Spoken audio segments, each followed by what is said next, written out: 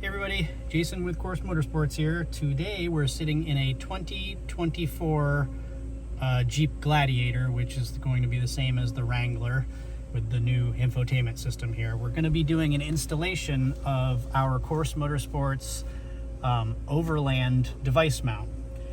It's basically going to be utilizing these two spots up here. Our kit will come with two of these plates.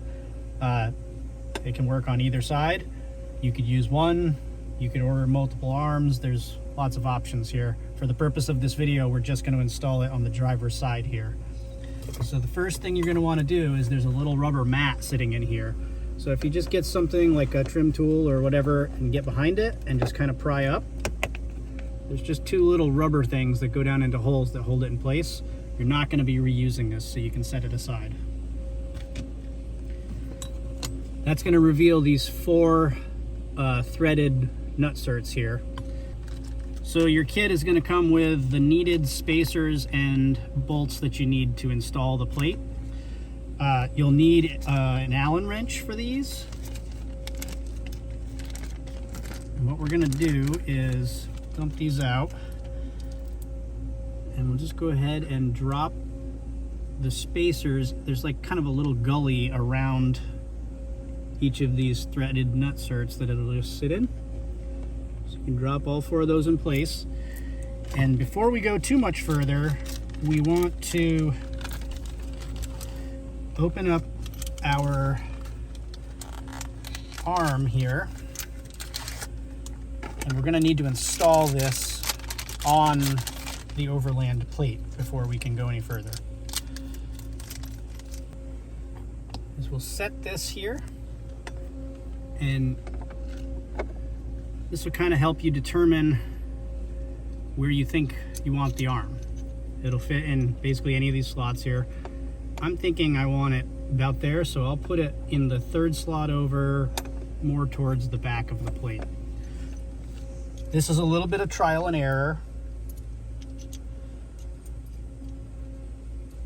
Once you get this thing in place, use the included Allen wrench to tighten it down.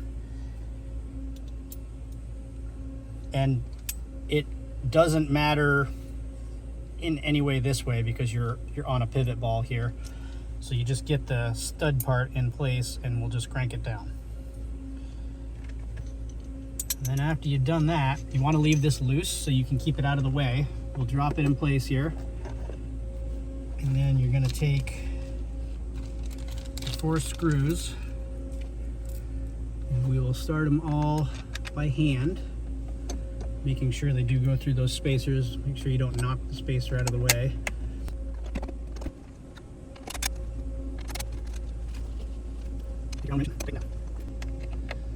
And what this is going to do is it'll end up drawing the plate down into the cubby here.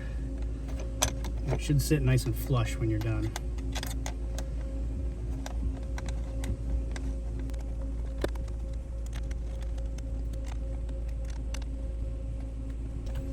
Just like that.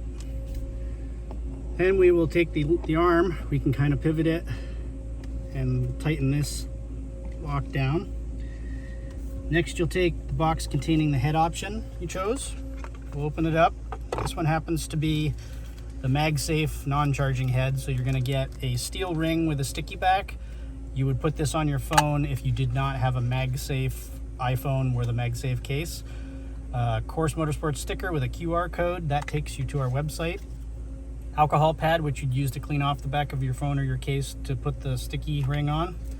MagSafe magnetic head, an aluminum ball, and a Allen wrench. For this application, you won't use the ball and Allen wrench, so we'll just take the MagSafe head out.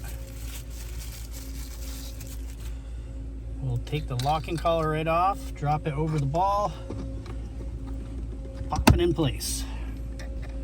This is where you can then, you'll have adjustment here as well as here. So this initial adjustment, I'm just going to do this. That looks pretty close. So the last step is to install the steel ring on the back of your phone or case if needed.